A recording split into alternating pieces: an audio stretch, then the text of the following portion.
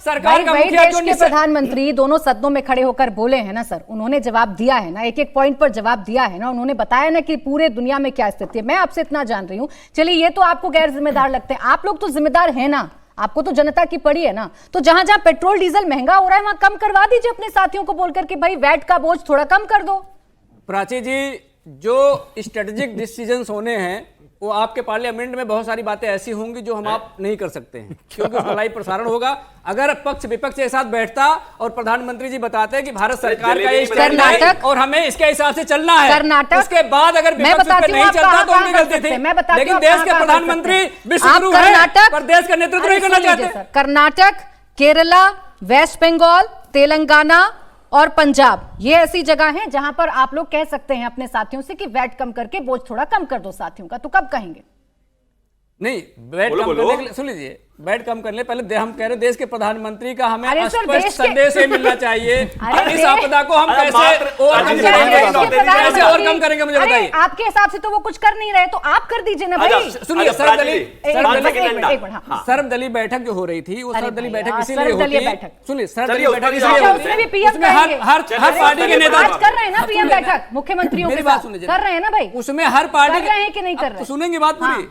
उसी में हर पार्टी के नेता थे, हर सरकारों के प्रतिनिधि वहां होते थे, हो जाता कि सेंटर इतना परसेंट कम कर रहा है, अपना वेट कम कर दे। सेकंड में जवाब देता हूं, नहीं आपका 10 सेकंड नहीं होता, एक दोनों को बुलवाइएगा। मैं बस 5 सेकंड, बस 5 सेकंड हो भी गई 5 सेकंड, अब तक मैं बोल लेता। खैर, मैं एक चीज कहना चाहता हूं, जहां तक सर्वदलीय बैठक का विषय है, इस देश के प्रधानमंत्री जी के निर्धारित कार्यक्रम पहले से महीनों पहले से लगातार चल रहे होते हैं, लेकिन उनकी नजर है उस बैठक में इस देश के डिफेंस मिनिस्टर और फॉरेन मिनिस्टर थे। और अंत में एक चीज और कहना चाहता हूं, इस देश में और दुनिया में तेल का संकट है। अमेरिका में 20%, कनाडा में 25%, पाकिस्तान में 40%, चाइना में 17%, रशिया में 12%, तेल की भारत की बात करूं ज्यादा ठीक रहेगा।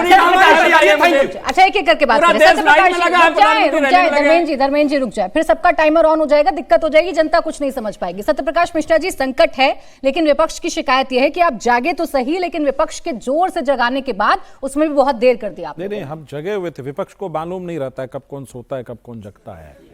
विपक्ष को सोया रहता है, विपक्ष समझता है कि रेस्टोरेंट है, एक बटर पनीर मसाला लगा दो, एक कढ़ाई चिकन लगा दो, इस तरह की बातें इनके बिना सिर पैर की बातों का क्या जवाब दें।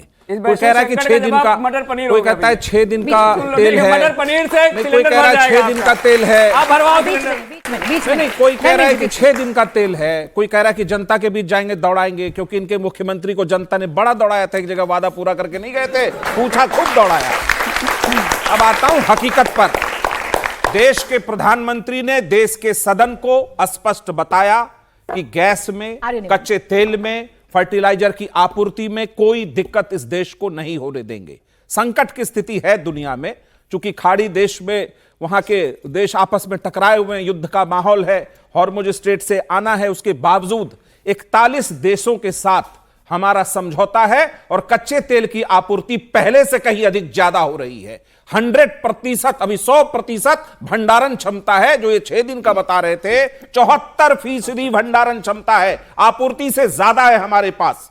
और गैस के मामले में भी वही हाल है, हमारा घरेलू उत्पादन बड़ा है, 80 TMT की जरूरत पड़ती है, 50% बढ़ा है। चूंकि अचानक से अफवाह का बाजार गर्म हो जाने से लोगों ने बुकिंग ज्यादा शुरू कर दी, कोई नोटिफिकेशन आने से, क्योंकि दुनिया में जब युद्ध का माहौल हो और वहीं से गैस और तेल आता हो तो लोगों में एक स्वभाव भी होता है कि शायद कुछ ना हो जाए, हम थोड़ा भंडारण कर लें, उसलिए लोगों ने बुकिंग ज्यादा बढ़ा दी। सरकार ने 26 मार्च को पेट्रोलियम मिनिस्ट्री ने एक डिटेल प्रेस रिलीज जारी कर बताया है देश को, कोई भय होने की जरूरत नहीं है, हम घरेलू उपभोक्ताओं की आपूर्ति के साथ साथ जो वाणिज्यिक उपभोक्ता है उनके लिए भी आपूर्ति जारी रखेंगे।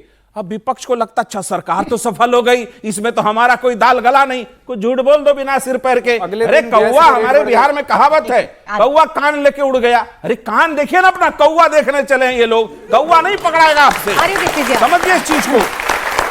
एक बहुत महत्वपूर्ण बात कि जब दुनिया में संकट का बादल हो और भारत उस संकट का मुस्तैदी से सामना कर रहा हो, ऐसा विपक्ष जो देश के साथ खड़ा नहीं हो, वो इस हालात में देश में अफवाह फैलाने को आपसे और बढ़ावा दे रहा हूं, ये तरीका ठीक नहीं है। क्या सरकार से सवाल पूछने का अधिकार नहीं है? आप 100 सवाल पूछिए, सिर पैर तो हो सवाल के, सवाल के है ना, पैर है, क्या जवाब दे? सवाल ही तो पूछ रहा है। हाँ बोलिए, एक सवाल पूछे, क्या है? वो कह रहा है गैस की कीमत है कि नहीं, बता दीजिए। मैं बता रहा हूं, 26 मार्च को पेट्रोलियम मिनिस्टर का पूरा आप प्रेस रिलीज पढ़े।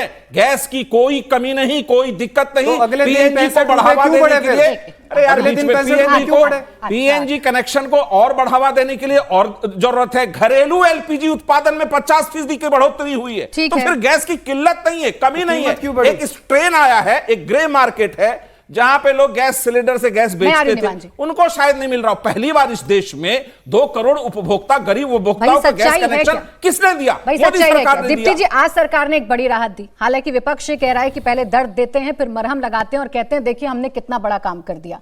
एक्साइज ड्यूटी खुद ही बढ़ाते हैं, खुद ही घटाते हैं, आपदा में अवसर ढूंढते हैं। आज जो सरकार ने किया है वो बड़ा कदम है कि नहीं? नमस्कार प्राची जी, मैं बहुत देर बाद डिबेट में आई हूं, तो मेरी रिक्वेस्ट है कि प्लीज आप लोग बीच में ना बोले। मैं आप लोग के बीच में बिल्कुल नहीं बोली थी। तो सबसे पहली बात तो ये है कि आपदा है और इसमें कोई दो राय नहीं है, और ये आपदा कोई बीजेपी सरकार ने या भारत की सरकार ने क्रिएट नहीं करी है, पूरे विश्व पे है और पूरा विश्व संकट से कैसे झेल रहा है वो हम सब जानते हैं। अब आती है बात जो ये अफवाहें फैलाई जा रही हैं कि स्ट्रैटेजिक रिजर्व्स कितना है कितना नहीं है। प्रधानमंत्री ने उद्बोधन नहीं दिया, संबोधन नहीं दिया। 23 मार्च और 24 मार्च को जब वो लोकसभा और राज्यसभा में संबोधन देते हैं और बाकायदा बताते हैं कि 5.3 मिलियन मेट्रिक टन्स का हमारे पास स्ट्रैटेजिक रिजर्व्स है। बच्चों, ये समझने की जरूरत है कि स्ट्रैटेजिक रिजर्व्स और कमर्शियल रिजर्व्स में फर्क है। ये जो बात कर रहे हैं कि 25 दिन और 75 दिन में भ्रम फैला रहे हैं, 25 दिन के कमर्शियल रिजर्व्स हैं, जो फ्लोइंग रिजर्व्स हैं, जो चल रहे हैं, और 75 दिन के रिजर्व्स प्राइवेट के पास नहीं है सर, सरकारी रिजर्व्स होते हैं, फॉरेक्स जैसे होती है रिजर्व्स। ये गवर्नमेंट के स्ट्रैटेजिक रिजर्व्स हैं जो हमारे पास 75 दिन के हैं। उसके अलावा हमने और कितने सोर्सेज से लेना शुरू कर दिया है वो आप जानते हो। हम बात करें सिर्फ एक्साइज की, बाकी पॉलिसीज की हम गवर्नमेंट की बात ही नहीं कर रहे हैं। गवर्नमेंट ने जो एक्सपोर्ट होते थे उसके प्राइसेस बढ़ा दिए हैं ताकि एक्सपोर्ट ना हो। एटीएफ हो चाहे वो डीजल हो, 30 रुपए और almost 29 point something and 21 point something rupees बढ़ाए हैं ताकि वो एक्सपोर्ट कम हो। साथ ही साथ एक्सपोर्टर्स पे एम्बार्गो लगा दिया है कि आपको 50% डोमेस्टिक में उसको डाइवर्ट करना होगा। तो आपदा है लेकिन उसका सॉल्यूशन भ्रम फैलाने से नहीं होता। और इसको कंपेयर करते हैं 2011 से। 2011 में प्राची जब लीबिया के ऊपर हुआ था तब हमारे पास strategic reserves, commercial flowing reserves नहीं, स्ट्रैटेजिक रिजर्व्स 0 दिन के थे, क्योंकि तब तक हमने वो कमर्शियल सिचुएशन ही नहीं बनाई थी, हमने वो स्टोरेज कैपेसिटी ही नहीं बनाई थी। 0 दिन के रिजर्व्स तब थे। और जो बार बार बात हो रही है 60 रुपए बढ़ गया, 60 रुपए बढ़ गया, तब पेट्रोल, सामान्य डीजल 2 और 3 रुपए पर लीटर बढ़ा था और गैस 50 रुपए बढ़ी थी। 16 सालों में 10 रुपए एक्स्ट्रा बढ़ती है तो त्राहिमाम और सियासत होती है। बच्चा है मेरा कह के बच्चे के ही काटते हैं, ये हमारी विपक्ष करती है। सॉरी, आप बताएं निवांश। अच्छा 10 सेकंड पर